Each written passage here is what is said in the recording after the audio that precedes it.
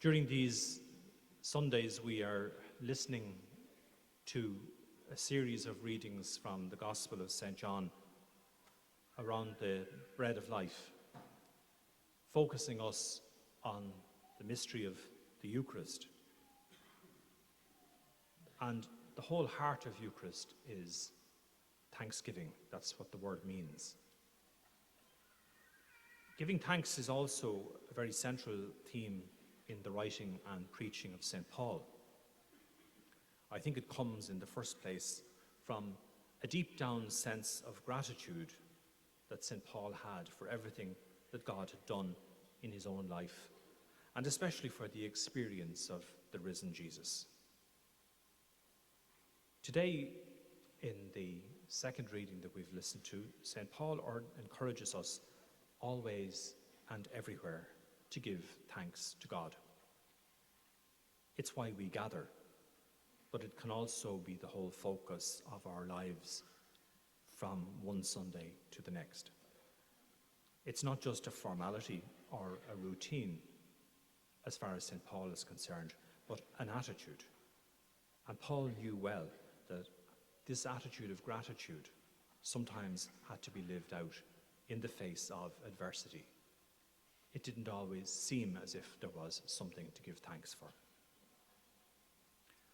Last week I was away on holidays and I was already preparing remotely for today's Mass, so the words of St. Paul were fresh in my mind. I was hiking along a forest path one of the days with a friend of mine, and I had a rather nasty fall. It started as a stumble, but I went down fairly hard on a rough surface, and as you'll imagine, my first reaction was not one of thanksgiving. There were cuts and there were bruises and a tear in the knee of my trousers. But as I gathered myself, I realized there were no bones broken. I hadn't banged my head, my mobile phone wasn't broken, and my glasses were still intact. Thank God. What else can you say? So even sometimes in a situation that seems negative, there is something to be found for which to give thanks. St. Paul's difficulties obviously were on a different scale. In his work of proclaiming the good news about Jesus Christ, he was beaten, shipwrecked, and imprisoned many times. But he remained grateful to God, who, as he says, gave him the victory through our Lord Jesus Christ. Now today and throughout the whole of this novena, the focus is on the family. And it seemed appropriate then, in the context of reflecting on the words of St. Paul, to ask ourselves why we might give thanks to God for the gift of the family. Very early on in the Bible, the beginnings of faith in a creator God are very closely linked with the idea of family. The account of creation in the book of Genesis is not meant to be history. It's really a proclamation of faith in a God who made all things good, and who, as part of this, created man and woman in his own image. And this ancient profession of faith includes the idea that as part of their own mission, man and woman were to share with God in passing on to their children the gift of life and of love. It was not, of course, without its struggles and its failures. If you're familiar at all with the book of Genesis, you'll know that the account in Genesis leaves us in no doubt that failure and recrimination and fighting among the children were part of the experience then, as they can sometimes be in our families today. But that doesn't take away from the original goodness of God's gift of family. Pope Francis has spoken very frequently about the richness and diversity of marriage founded on the committed relationship of man and woman. At a conference in Rome last November, he said, "This complementarity lies at the foundation of marriage and the family, which is the first school where we learn to appreciate our talents and those of others, and where we begin to acquire the art of living together." For most of us, he says, the family is the principal place in which we begin to breathe values and ideals. as we develop our full capacity for virtue and charity. At the same time, as we know, in families tensions arise between egoism and altruism, between reason and passion, between immediate desires and long-term goals, and so on. But families also provide the environment in which these tensions are resolved, and this is important. That's the end of the quote from Pope Francis. But today, as we give thanks to God for the gift of family, it may be helpful for us to unpack that gift a little bit more concretely. What exactly does Pope Francis mean when he talks about the family as the first school where we learn to appreciate our talents and those of others, and where we begin to acquire the art of living together? I think it begins with the love of man and woman, which often to start with may be very provisional and uncertain. Nobody knows exactly how a relationship may take shape, but gradually, with God's help, it matures into a commitment which allows them to take risks and make sacrifices for one another. And many of you know from your own experience just what it means when someone is ready to stand beside you and to say, I take you as my husband, and I give myself to you as your wife, for better or worse, for richer, for poorer, in sickness and in health, all the days of our life. And you know that you can't make it work on your own. It requires the talents of both husband and wife, and indeed the grace of God. You know too that this kind of commitment involves a certain amount of letting go, adapting, sharing a space and time, sharing dreams and hopes and fears. And these days we can be very casual about the whole idea of moving in together. But those who know will tell you that it can be quite challenging to share a home and a life with another person, however much you love them, because their habits and routines and expectations will be formed by their own experience of family, just as yours are formed by your experience. So today we give thanks to God for the energy of first love, and for the reliability of mature love, and for the way in which God's Spirit supports men and women in their journey of love and commitment. It is part of God's plan that children are born into a family in which the love of a mother and father will give them confidence that they too are loved. And in the beginning, of course, children can get the idea that the whole world revolves around them. And I suppose that could be particularly a challenge with a first child. I speak from experience.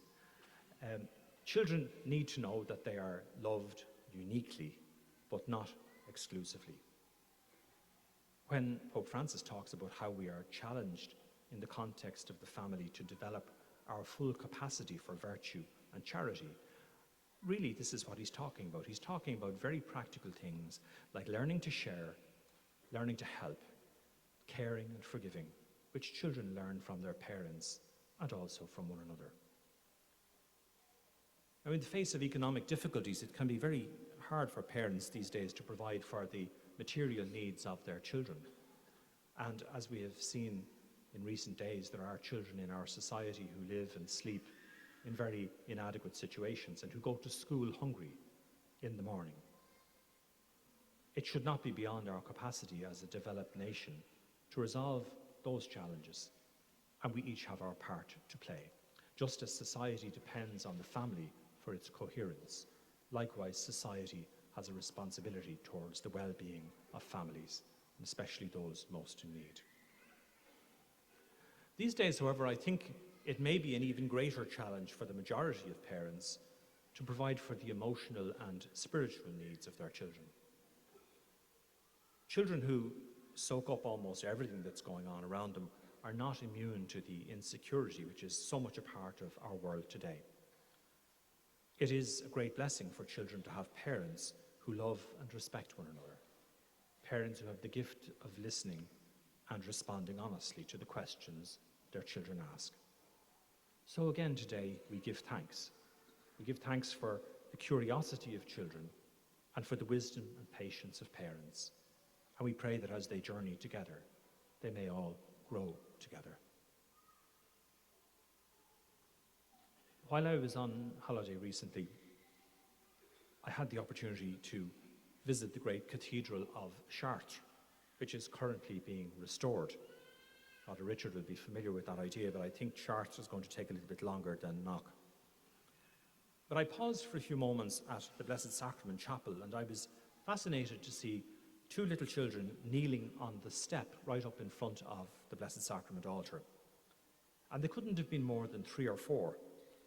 And they were praying away like devils. And as I watched the two of them,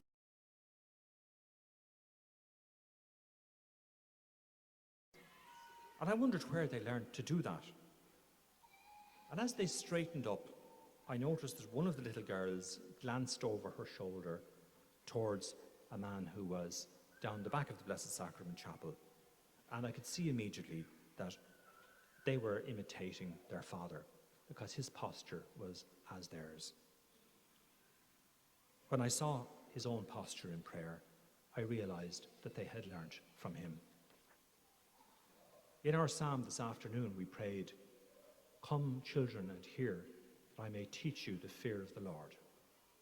And fear of the Lord, of course, is not meant to mean that we're frightened or terrified in that negative sense, but rather that we have what the children nowadays call the spirit of wonder and awe in God's presence. Bowing low in reverence may not be your particular way of praying, but there's no doubt that the body has a part to play in prayer, and I think the children do have a sense of that. And it was wonderful to see that they had picked this up. The point, however, is that our families are, among other things, schools for prayer. And it's in the family that children first learn to bless themselves. And I'm reminded too of a suggestion made by Pope Francis in his recent encyclical letter on the environment, that the tradition of praying grace before and after meals should be restored. I ask all believers, he said, to return to this beautiful and meaningful custom. That moment of blessing, however brief, reminds us of our dependence on God for life. It strengthens our feeling of gratitude for the gifts of creation. It acknowledges those who by their labours provide us with these goods. And it reaffirms our solidarity with those in greatest need. Now, of course, we're not all the same, and our families are not all the same. And in presenting the ideal, I think it's important not to forget or to deny the real. As a child growing up, I thought my parents were the best in the world, and they were in many respects. But as an adult, I came to understand also that they were only human, like the rest of us. I saw their vulnerability more obviously. And in some ways, that only made me love them all the more, because by then I had understood some of the struggles that they faced. And parents, good parents, are not Superman and Superwoman. They're ordinary people, sometimes doing a super job. I'm not sure that there is any such thing as an ideal family. Every family has its limitations, and many families today face particular challenges due to poverty and unemployment, ill health and disability, the absence of a mother or a father for one reason or another. And sometimes we might ask ourselves, what is there for which to be thankful?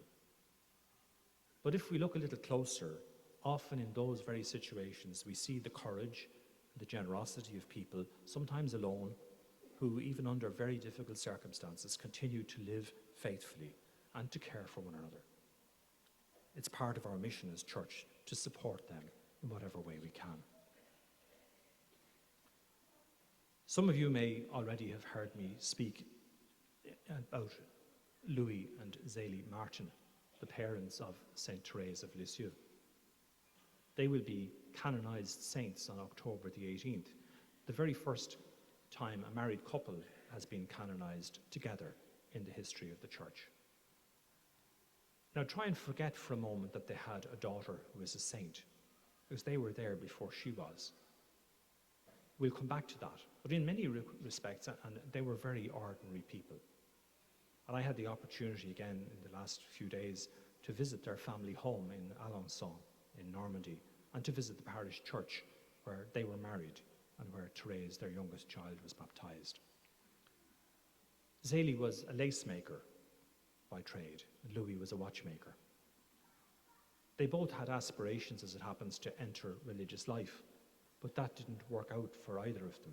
Now, in the eyes of the world, that might seem to be a failure, but it seems simply that God had other plans for them. They married after a fairly long engagement, and they were specifically dedicating their lives and their marriage to the service of God. This was expressed in prayer, in service to the poor and those in need, and particularly in the care of their 9 children, all girls. 4 of the girls actually died in childhood, and while this would not have been unusual in those days, it was a source, obviously, of great sadness to them, as it is today to many parents of children who are sick. And once again, we give thanks to God for the gift of love and care that parents of sick children give, and that they also receive in their communities. Zélie herself had a difficult childhood.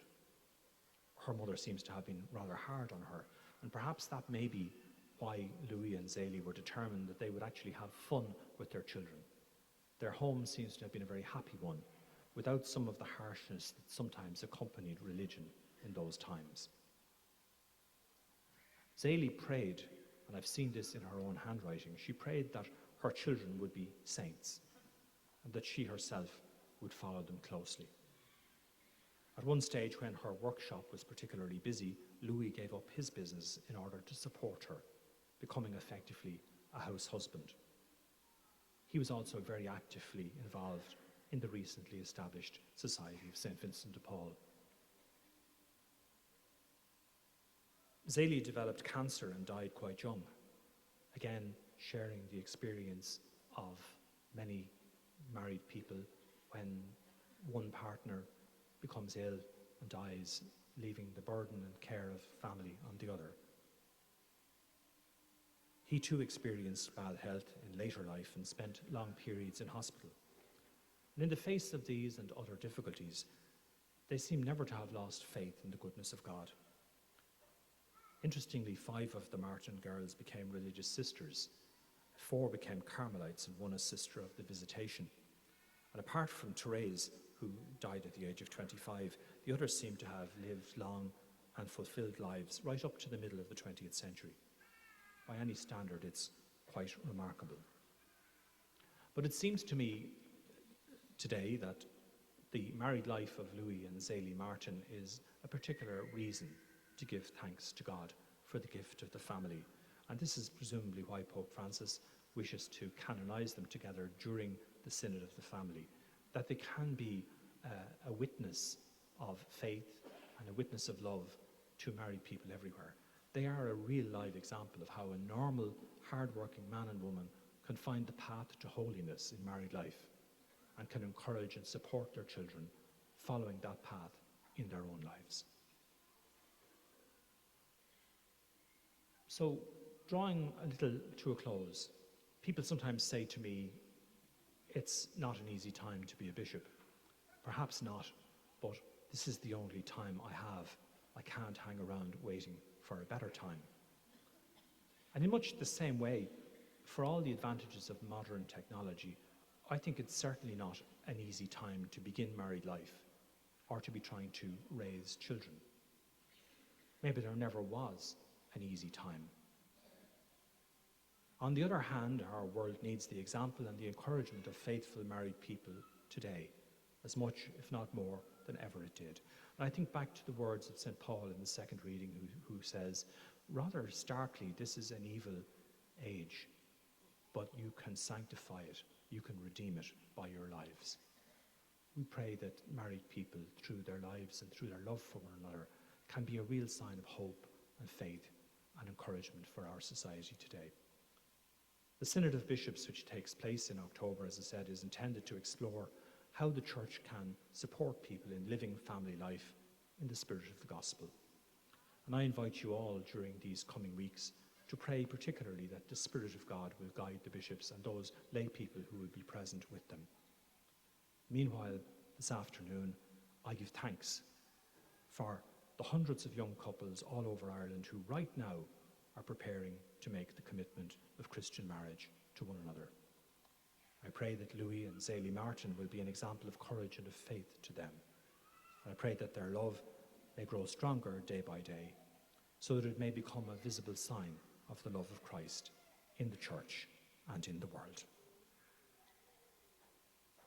For those who may be interested, some of you will have it already, but there is a little prayer card that we produced in the Diocese of Elphin in recent weeks, and there are copies of it going to be available after Mass with a prayer for the family through the intercession of Louis and Zélie Martin.